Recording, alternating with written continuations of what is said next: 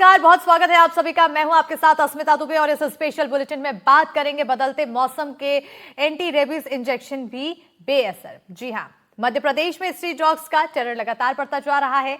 हर रोज dog bite के सैकड़ों मामले सामने आ रहे हैं। स्थिति ये है कि छोटे बच्चे अगर घर के बाहर खेल रहे हैं तो स्ट्रीट डॉग्स की उन पर नजर हो सकती है। सड़कों पर घूम रहे स्ट्रीट डॉग्स कभी भी उन पर अटैक कर सकते हैं। मध्य प्रदेश में डॉग बाइट का ग्राफ क्या है, आंकड़े क्या है, इस रिपोर्ट में देखिए।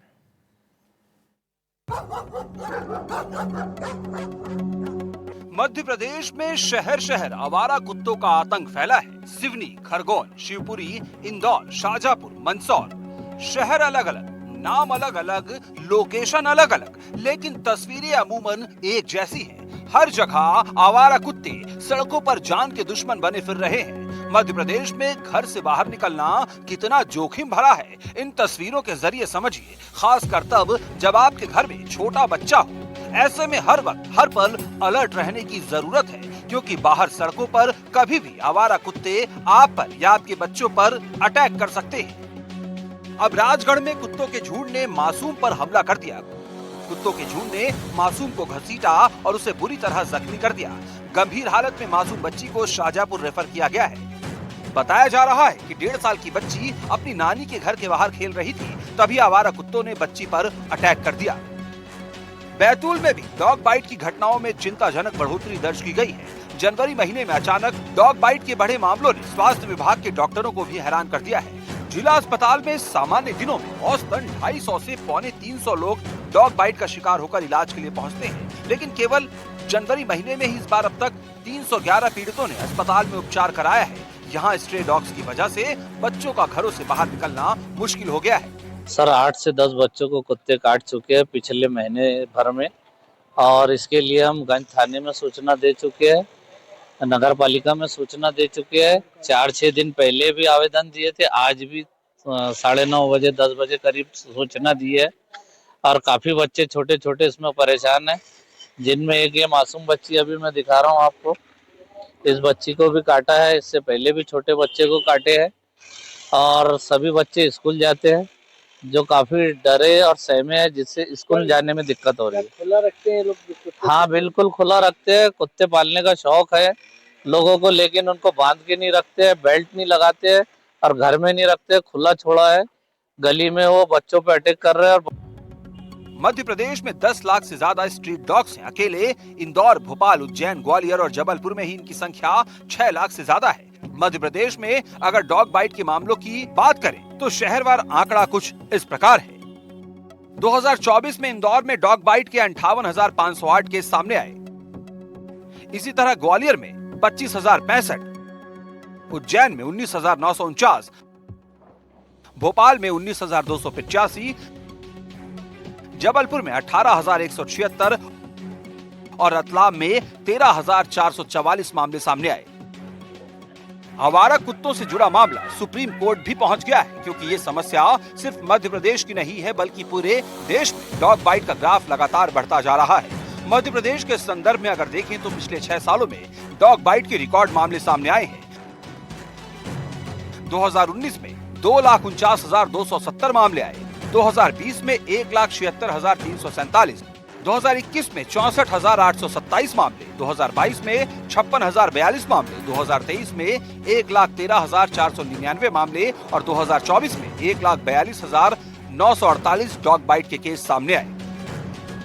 आवारा कुत्तों और डॉग बाइट्स के लगातार बढ़ते मामलों के बाद अब केंद्र सरकार इस मामले में सख्त दिख रही है। केंद्र सरकार ने देश के 100 शहरों को 2030 तक रेबीज मुक्त बनाने का लक्ष्य बनाया है, जिसमें मध्य प्रदेश के भी 6 शहर शामिल हैं। केंद्र सरकार ने इसके लिए सभी नगर निगमों से प्रपोजल मांगा है, जिसमें भोपाल, इंदौर, ग्वालियर, जबलपुर, उज्जैन और रतलाम शहर शामिल हैं। इन सभी शहरों में डॉग बाइट्स के मामले लगातार बढ़ते जा रहे हैं, इसलिए इन शहरों को रेबीज मुक्त बनाने में आगे रखा गया है। Bureau report, NDTV.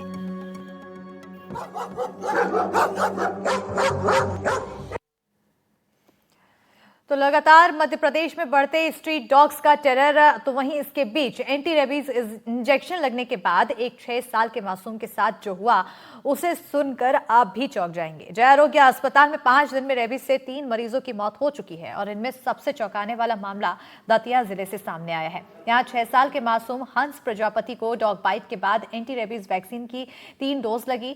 Anti rabies vaccine लगने के बावजूद बच्चे को रेबीज हो गया और फिर अंत में उसकी मौत हो गई। ये मामला न सिर्फ चिकित्सा व्यवस्था पर सवाल खड़े करता है बल्कि ये भी बताता है कि आवारा कुत्तों का कितना ज्यादा कहर है। आवारा कुत्तों को लेकर प्रशासन के दावे कितने सच हैं। खुद स्वास्थ्य विभाग में डोज के बाद भी बच्चे की मौत से हड़कंप है और ड्रग पर ही सवाल खड़े हो गए हैं।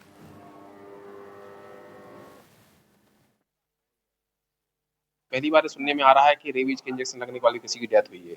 इसकी जांच कराई जाएगी कि इसका पीछे क्या कारण है। संयुक्त संचालक स्वास्थ्य जेडी ने इस मामले की जांच की भी बात कही, उन्होंने इंजेक्शन की जांच की। बिल्कुल सही है, क्योंकि जैसा मैंने आपसे कहा कि ये बहुत ही मतलब मैं अगर आप मुझसे पूछेंगे तो मुझे पहली बार सुनने में आ रहा है कि अगर आपने रेबीज के पूरे डोज ले लिए हैं और उसके बाद भी किसी मरीज की डेथ हुई हो, तो इसीलिए जो क्षेत्रीय संचालक हैं डॉक्टर नीलम सक्सेना जी, उन्होंने इसीलिए कहा है कि उसकी जांच कराई जाएगी और अगर ऐसा प्रतीत होता है या ऐसा पता चलता है कि उसका रेबीज के इंजेक्शन सही समय पर और सही मात्रा में लगे थे, उसके बाद भी अगर डेथ हुई है तो निश्चित रूप से ये जांच का विषय है कि इंजेक्शंस को भेजा जाएगा कि इंजेक्शंस में मतलब जो इंजेक्शन की क्वालिटी की जांच कराई जाएगी। तो मुद्दा काफी ज्यादा गंभीर है। इस तरह से जब लगातार स्ट्रीट डॉग का टेरर देखने को मिल रहा है और अब जब बच्चों पर जो रेबीज का इंजेक्शन है वो भी काम नहीं कर रहा है, कई गंभीर सवाल उठ रहे हैं। इसी पर चर्चा के लिए हमारे साथ खास पैनल जुड़ा है। मरियम अब हैदरी हमारे साथ एनिमल एक्टिविस्ट हमारे साथ जुड़े हैं और साथ ही डॉक्टर अनुराग अग्रवाल महासचिव कंसोर्टियम अगेंस्ट रेबीज हमारे साथ जुड़े हैं। साथ ही प्राची जैन जो कि लीगल कंसल्टेंट है हमारे साथ जुड़ी।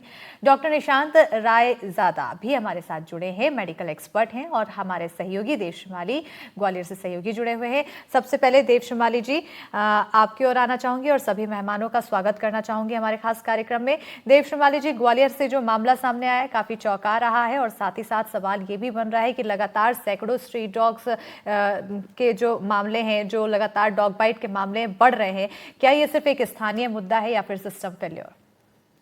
नहीं, देखिए, अब स्थानीय मुद्दा तो अस्मिता जी इसलिए नहीं है कि अब सुप्रीम कोर्ट लगातार इस पर सुनवाई कर चुका है, चिंता भी जाहिर कर चुका है, तमाम सारी गाइडलाइन भी उसने जारी की हैं, तो इसलिए अब ये केवल स्थानीय मुद्दा नहीं है। लेकिन हाँ, स्थानीय मुद्दा ये है कि ग्वालियर चंबल संभाग में डॉग बाइट्स के केस बहुत बड़े हैं, क्योंकि जैसे हम सामान्य तौर पर देखते हैं, एनडीटीवी लगातार इसको लेकर कुछ खबरें भी दिखाता रहा है कि किस तरह से सड़कों पर, घरों के बाहर, पार्कों में, मंदिरों के आसपास, कॉलेज स्कूलों के आसपास आवारा कुत्ते एकदम घूमते रहते हैं, झपटते रहते हैं। कई ऐसे हमने वीडियो भी दिखाए हैं जिसमें एकदम ये आक्रामक कुत्ते जो है जो बच्चों को या महिलाओं को या बुजुर्गों को खास तौर पर निशाना इतना तेज बनाते हैं कि उनका चलना या उनका जीवन ही खतरे में पड़ जाता है। और जैसा कि हमने आज ये स्टोरी की है, सबसे बड़ी चिंता की बात यह है कि पिछले 5 दिन में 3 मौत होना बहुत बड़ी बात मानी जाती है, ऐसा डॉक्टर्स का ही कहना है।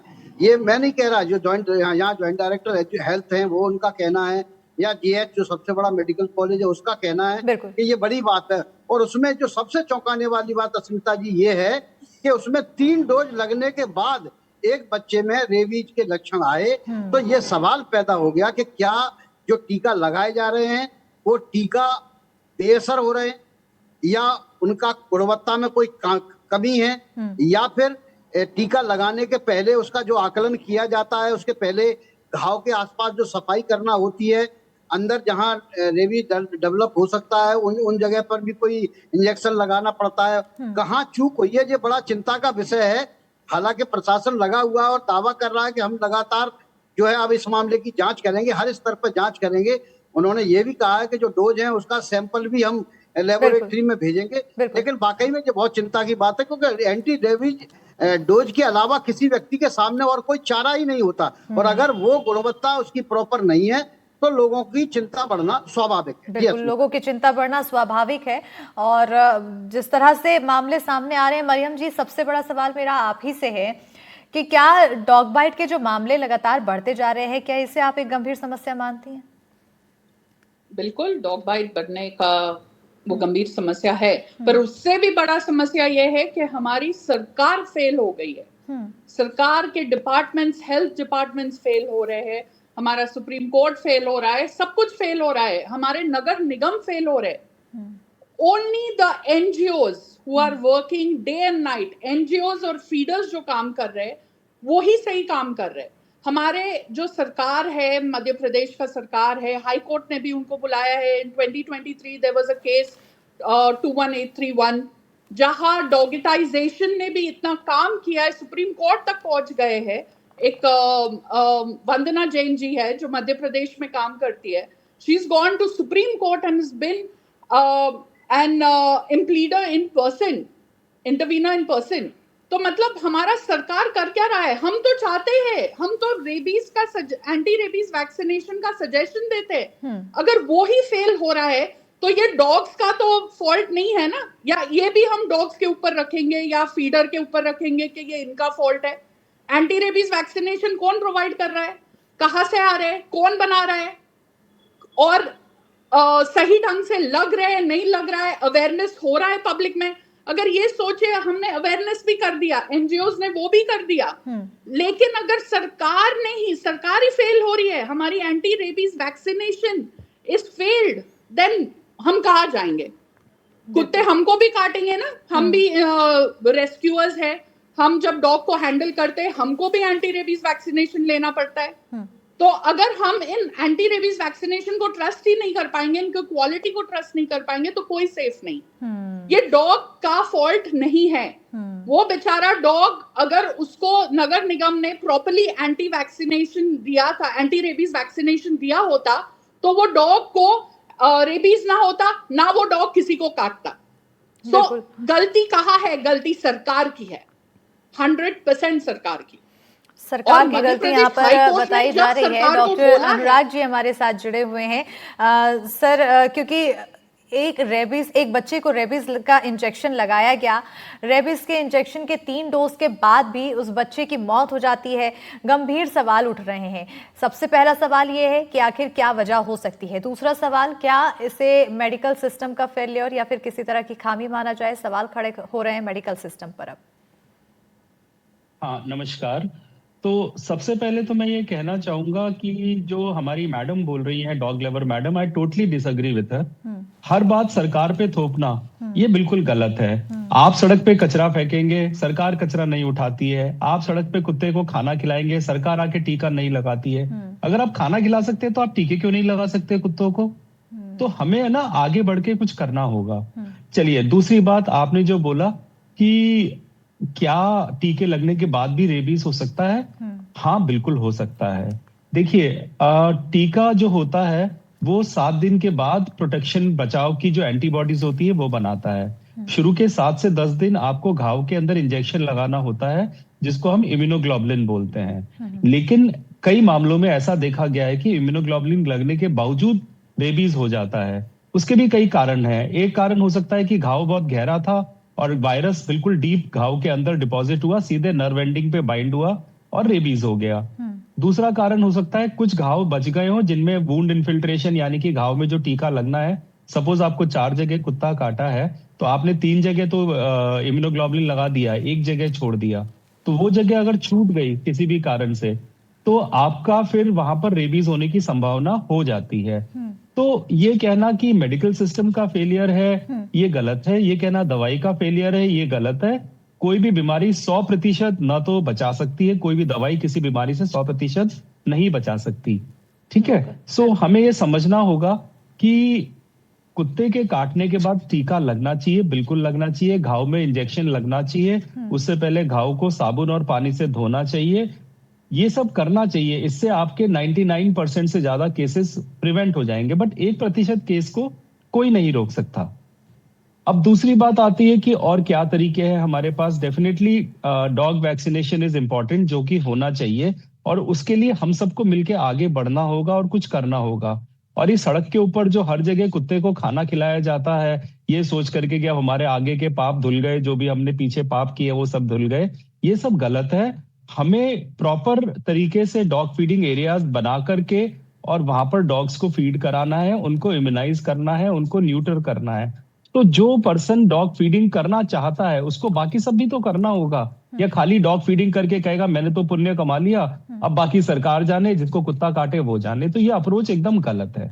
बिल्कुल हम करते हैं ये डॉक्टर साहब, वी वैक्सीनेट, वी स्टरलाइज, हम अपने पॉकेट से करवाते हैं। There is 50% of the public, may be animal lovers 30%, जो 30% है वो अपने पॉकेट से खिला रहे हैं। बिल्कुल मरियम जी, लेकिन उसके बाद भी जो केसेस हैं, जो डॉग बाइट की घटनाएं हैं, वो कम नहीं हो रही है। और सबसे गंभीर सवाल यही है क्योंकि इसकी जद में मासूम बच्चे भी आ जाते हैं। डॉक्टर निशांत जी, आपकी ओर आना चाहूंगी। ग्वालियर का ये जो मामला है काफी हैरान कर रहा है। एक बच्चे को 3 डोज लगा दिए गए हैं और उसके बाद भी उसकी मौत हो गई है। तो क्या अब लोगों के अंदर ये भय बैठा हुआ है कि हम वैक्सीनेशन पर ट्रस्ट करें या ना करें? देखिए, जैसे कि अभी डिस्कस हो ही रहा था, वैक्सीन जो है वो जल्दी लगाना ज़रूरी है। अगर वैक्सीन लगाने में देरी होती है या काफ़ी आमतौर पे देखते हैं कि कुछ दिन के बाद वैक्सीन लगाई जाती है, तो उस दौरान के अंदर जो वायरस है वो ग्रो कर सकता है और डेवलप कर सकता है। दूसरा, वुंड कहाँ पर है वो इम्पोर्टेंट होता है। अगर wound upper part of the body में, हाथों में है या चेस्ट में है, फेस पे है, तो वहां से ब्रेन में वायरस जल्दी पहुंचता है। तो इन कंडीशंस में वैक्सीन लगाने के बाद भी चांसेस हो सकते हैं कि आपको फिर भी रेबीज हो जाए। और जो पॉइंट जो डॉक्टर साहब भी बोल रहे थे इम्यूनोग्लोबुलिन को लेकर, वो इंपॉर्टेंट है। इम्यूनोग्लोबुलिन देना जरूरी होता है और कई जगह पे इम्यूनोग्लोबुलिन अवेलेबल नहीं होता है हॉस्पिटल में, तो इसलिए वो केवल वैक्सीन लगा के छोड़ देते हैं और वैक्सीन अकेले से 100% प्रोटेक्शन नहीं मिल पाता है। और इससे आखिर वैक्सीन के बारे में लापरवाही ये कहूंगा किसकी कि मानेंगे? अगर हम ग्वालियर मामले को देखें तो किसकी लापरवाही होगी? ये देखिए, इसमें ऐसे तो कहना मुश्किल है, पूरी तफ्तीश इसकी करनी पड़ेगी।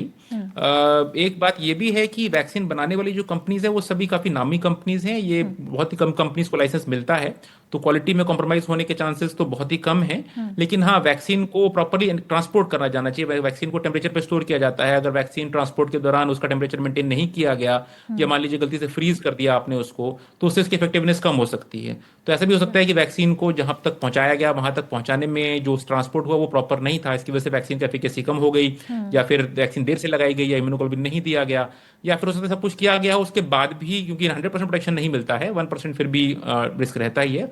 तो हो सकता है कि सब कुछ सही किया उसके बाद भी ऐसा हो गया, जो कि अनफॉर्चुनेट है, लेकिन उसके लिए फिर कुछ नहीं कर सकते। बिल्कुल। प्राची जी, आपकी ओर आना चाहूंगी क्योंकि जिस तरह से डॉग बाइट के मामले आ रहे हैं, डॉग बाइट के मामलों के बाद स्थानीय प्रशासन और नगर निगम पर सवाल उठते हैं। क्या कानूनी तौर पर सवाल उठाना जायज है? बिल्कुल, कानूनी तौर पे तो सवाल उठाना ही चाहिए, क्योंकि ये पूरा केस बनता है मेडिकल एंड क्रिमिनल नेग्लिजेंस का।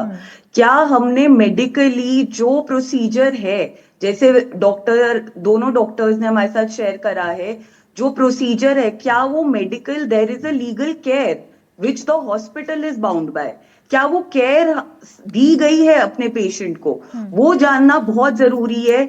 क्योंकि हमारे कोर्ट ने भी, अगर ये डॉग्स को लेके जो केसेस लिए हैं सुओ मोटो, उन्होंने उस पे कंपेंसेशंस दी हैं कि अगर टूथ मार्क हो तो ₹10,000 पर टूथ मार्क का कंपेंसेशन है, फ्लैश लॉस हो तो ₹20,000 का कंपेंसेशन है। बहुत हाई कोर्ट्स ने अपने अपने स्टेट लेवल पे ये ऑप्शंस और कंपेंसेशन दिए हैं। पर हमें कंपेंसेशन पे पहुंचे उससे पहले जो मेडिकल केयर हम दें अपने पेशेंट को, वो प्रॉपर होना चाहिए। मेडिकल नेग्लिजेंस यहाँ पे सबसे बड़ा मुद्दा जो बनता है वो मेडिकल नेग्लिजेंस का बनता है, जो एक क्रिमिनल पर्व्यू में फॉल करता है। बिल्कुल। मरियम जी, आपसे मेरा सवाल है, जैसा कि अभी डॉक्टर अनुराग जी भी कह रहे थे कि सीधे तौर पर सरकार की गलती नहीं ठहरानी चाहिए, क्योंकि जब हम जहाँ रहते हैं, जिस क्षेत्र में रहते हैं, वहाँ पर अगर हम कचरा फैलाते हैं तो उसकी जिम्मेदारी हम सबकी होती है, सिर्फ अकेले सरकार की नहीं होती है। बेसिक सिविक सेंस जिसे कहा जाता है। अगर हम डॉग लवर हैं और उन्हें फीड कर रहे हैं, उन्हें अच्छी जगह दे रहे हैं, और उसके बाद आप वैक्सीनेशन की भी बात कह रही हैं, लेकिन उसके बाद भी अगर डॉग बाइट की घटनाएं आती हैं और मासूम बच्चों की मौत होती है, तो उसका जिम्मेदार क्या सिर्फ सरकार को ही ठहरा देना जायज है या फिर और भी किसी की जिम्मेदारी है? Asmita ji, it is 100% the fault of the सरकार, चाहे वो लोकल सरकार हो, चाहे वो स्टेट सरकार हो। क्योंकि मैं आपको लिख के दे सकती हूँ कि हर कोई जो एनिमल लवर है, डॉग लवर है, जो फीडिंग कर रहा है, वो अपने पॉकेट से पैसे दे देकर स्टेरिलाइज करवा रहे हैं, वैक्सीनेट करवा रहे हैं। अब हम उस वैक्सीनेशन को ट्रस्ट करेंगे जो हमारे पास आ रहा है। हम थोड़ी उस पे सवाल हम अभी तो उठाना पड़ेगा कि वो vaccination is it correct, is it fake, is it real, is it contaminated, was the temperature maintained. अब ये सवाल भी अगर हम जाके हमको वो मेंटेन करना पड़ेगा, हमको जाके सरकार से पूछना पड़ेगा, हर बार जाके सब चीज चेक करना पड़ेगा, वो तो हम नहीं कर सकते ना। हमारे पास जो वैक्सीनेशन आएंगे हम उनको ले जाएंगे वेटनेरियन के पास, हम उनको गवर्नमेंट हॉस्पिटल्स ले जाके, एबीसी सेंटर्स ले जाके उनका स्टरलाइज और वैक्सीनेशन करवाते हैं।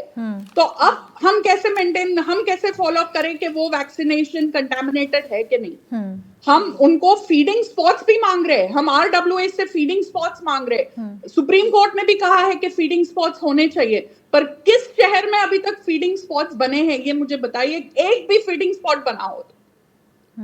हम बिना अगर इनको खाना नहीं खिलाएंगे ये और काटेंगे। बहुत बॉम्बे हाई कोर्ट ने बोला था, एक बहुत अच्छे जज ने, उनका नाम मुझे याद नहीं है, that previously the dogs used to bark, now we feed them, हम उनको खाना देते हैं, अब वो सिर्फ सोते हैं। मेरे सोसाइटी में लीजिए 3 डॉग्स है, ठीक है, मेरे को किसी ने बोला उनको फीड ना करें, ऐसे मैं फीड नहीं करूंगी, फिर ये अगर आके आपके बच्चों को काटे मेरे पास मत आइए। डॉग भूख के मारे काटता है, कोई उनके घाव हो काटता है, कोई माँ अपने पपीज को प्रोटेक्ट करने के लिए काटती है। तो इसका उपाय तो यही तो हम कह रहे हैं कि स्टरलाइज कराओ इनको, इनकी नसबंदी कराओ। नसबंदी के लिए कौन जिम्मेदार है? ये हम अपने पॉकेट से क्यों डाल रहे हैं? नगर निगम की जिम्मेदारी है, उनको बजट दिया जाता है। ऑफ कोर्स जब कोई बच्चे को डॉग काटता है we feel very bad for it. हम यही तो प्रिवेंट करना चाह रहे हैं। डॉगेटाइजेशन MP पे इतना काम कर रहा है अवेयरनेस क्रिएट करने के लिए। हम बिल्कुल, क्योंकि मरियम जी आप नगर निगम का जिक्र कर रही हैं, जब नगर निगम तो इस पर कोई भी कार्रवाई नहीं करता दिखाई देता है। दूसरी ओर अगर डॉग शेल्टर की बात करें तो उन्हें कॉल की जाती है, वो कॉल रिसीव नहीं करते हैं, उनकी भी तरफ से कोई भी गंभीरता दिखाई नहीं देती है। उसके बाद फिर आप कैसे कहते हैं? पैनल पे आज नगर निगम से कोई होना चाहिए था, हायर अथॉरिटी। फिर आप देखो कि वो कैसे सवाल वो पर्दे के पीछे हाइड करते हैं, छुपते हैं। दे डोंट रिस्पॉन्ड, काम नहीं कर रहे, स्टरलाइजेशन नहीं कर रहे। अच्छा हो गया कि सुप्रीम कोर्ट ने इसका सो मोटो कॉग्निसेंस लेके सारे चीफ सेक्रेटरीज को बुलाया है। क्या आपने आपके स्टेट में किया क्या है? ठीक है, ये तो हम भी कह रहे हैं, क्यों हम अपने पॉकेट से हम कमाई कर रहे हैं, किस लिए ma'am? We are doing it for ourselves and instead ये सारा पैसा हम डॉग्स पे डाल रहे हैं, उनकी स्टरलाइजेशन, वैक्सीनेशन, उनकी इलाज करवा रहे हैं। ये सरकार का काम होना चाहिए। कचरा हटाना सरकार का काम है। यस, सिविक सेंस होना चाहिए।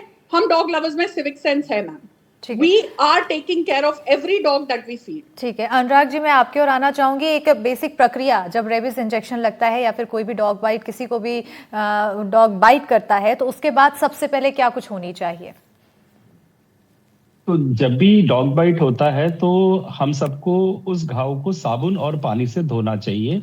साबुन और पानी से धोने से 50 to 70%, कुछ स्टडीज कहती है 90% तक जो वायरस है वो डिस्ट्रॉय हो जाता है, क्योंकि उसका कोट जो है वो लिपोफिलिक है और वो साबुन के कांटेक्ट में आने से डिसॉल्व हो जाता है। तो ये फर्स्ट स्टेप है, ये हर कोई अपने घर पे कर सकता है, जब तक कि घाव बहुत बड़ा ना हो। अगर बहुत बड़ा है तो फिर आपको किसी सर्जिकल सेटअप में जाकर के और उसको फिर जो ड्रेसर होता है वो वॉश करेगा और एंटीसेप्टिक सप्लाई करेगा।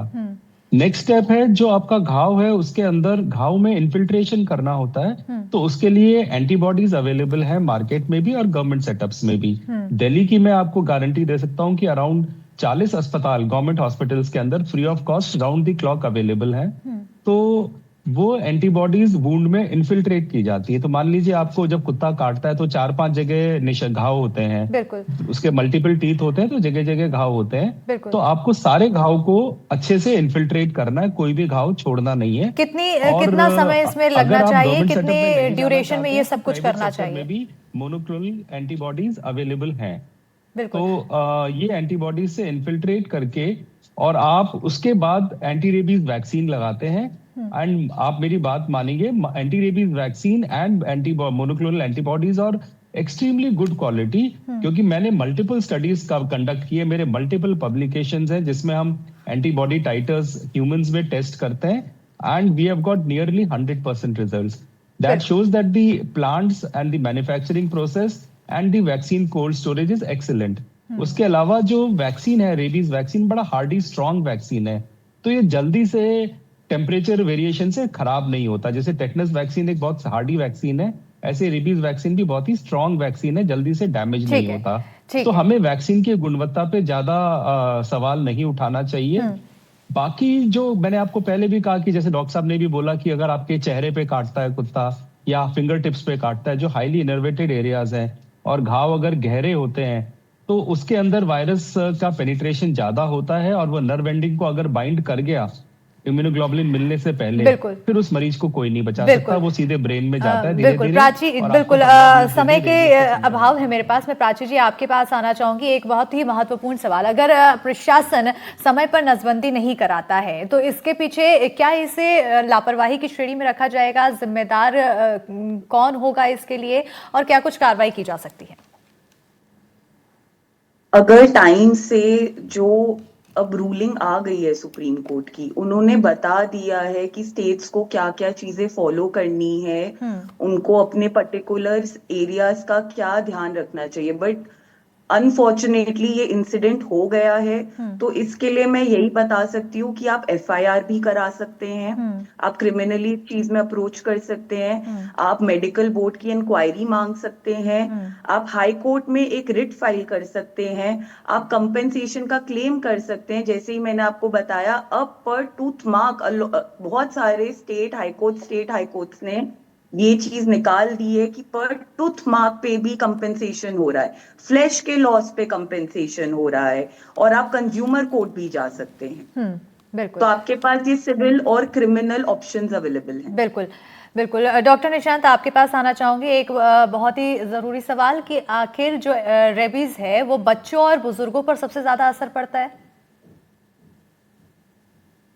देखिए, ऐसा कुछ स्पेसिफिक एज के बारे में तो मैं नहीं कह सकूंगा कि बच्चों या बूढ़ों को ज्यादा होता है, बट ये है कि हाँ, रेबीज का जो इन्फेक्शन है ये फैलता बहुत क्विकली है और ये नर्व्स के थ्रू ट्रांसमिट होता है। तो खासकर बच्चों में, बिकॉज उनकी बॉडी स्ट्रक्चर ही कम होता है तो नर्व की लेंथ भी कम होती है, तो बड़ी जल्दी से वो ब्रेन तक पहुंच सकता है। तो वैसे तो हर ही केस में आपको ट्रीटमेंट जल्दी करना है इससे पहले कि वायरस नर्व्स में घुसे, बट अगर एक बार नर्व्स में घुस गया तो बच्चों में फाइनल बीमारी बहुत जल्दी आ जाएगी एज कम्पेयर टू कोई लंबा व्यक्ति, एडल्ट पर्सन है तो उसको लक्षण थोड़ी देर से आएंगे, लेकिन फाइनल आउटकम जो है वो दोनों कंडीशन में खराब ही होगा। बिल्कुल, तो कहीं ना कहीं अब यहाँ पर सबसे ज़्यादा जो ज़रूरी है, जो प्रक्रिया है, उसे फॉलो करने की काफ़ी ज़रूरत है। बहरहाल सवाल यहाँ पर वैक्सीन पर ज़रूर उठने लग गए हैं, लेकिन अब इस बहस के बाद जो सॉल्यूशन है, फाइनल सॉल्यूशन, उस पर नज़र बनी हुई है कि आखिर क्या कुछ निकाला जा सकता है। हमारे साथ जुड़ने के लिए बहुत बहुत शुक्रिया मरियम अबू हैदरी जी, आप हमारे साथ जुड़े, अपना समय आपने दिया। डॉक्टर अनुराग अग्रवाल जी आप हमारे साथ जुड़े, प्राची जैन जी हमारे साथ जुड़ी, डॉक्टर निशांत रायजादा जी हमारे साथ जुड़े। बहुत शुक्रिया आप सभी मेहमानों का NDTV मध्य प्रदेश छत्तीसगढ़ में जुड़ने के लिए, हमारे खास कार्यक्रम का हिस्सा बनने के लिए। इसी के साथ हमारे इस खास कार्यक्रम में फिलहाल इतना ही।